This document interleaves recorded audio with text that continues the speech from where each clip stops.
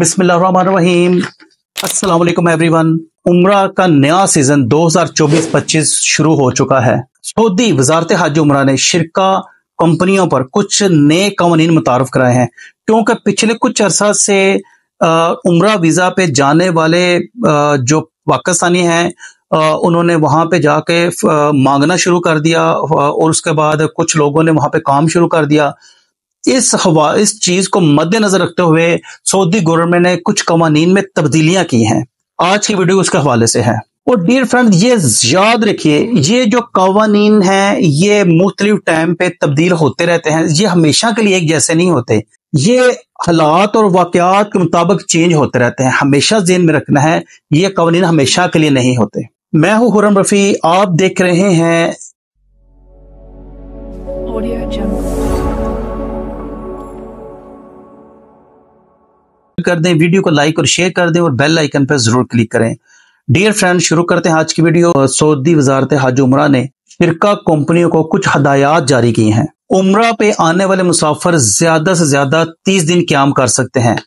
3 माह का वीजा है और वो उससे ओवर स्टे करते हैं, एक दिन भी ओवर स्टे करते हैं तो फिर आपको 25,000 रियाल जुर्माना पे करना पड़ेगा शिरका कंपनी को।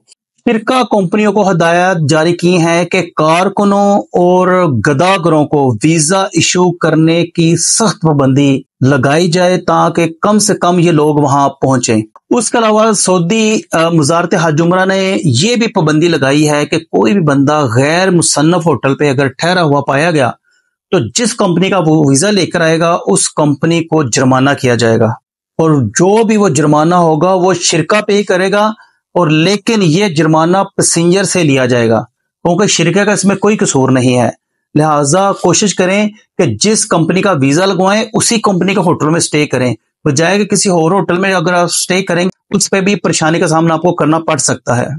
अगर आप 14 दिन का पैकेज, 21 दिन का या 28 दिन का पैकेज लेते हैं और होटल पैकेज खत्म होने के बाद आप उधर स्टे करते हैं किसी गैर मुसन्नफ होटल में, तो फिर भी आपको 200 रियाल जुर्माना पड़ेगा।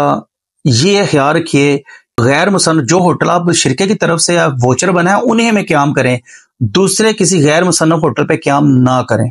उसके अलावा हदायत जारी की गई है कि जो भी पैसेंजर उम्रा के लिए आता है वो 24 घंटे पहले आप उसका वोचर इशू करें, उसकी इंटीमेशन हमें दें कि ये पैसेंजर इस फ्लाइट पे ये आ रहे हैं ताकि उसकी ट्रांसपोर्ट का बंदोबस्त किया जा सके।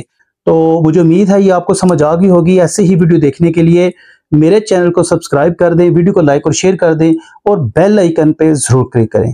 मिलते हैं अगली वीडियो पे, तब तक के लिए अपना ख्याल रखिए, 5 वक्त की नमाज पढ़िए, दुआ में याद रखिए। अल्लाह हाफिज।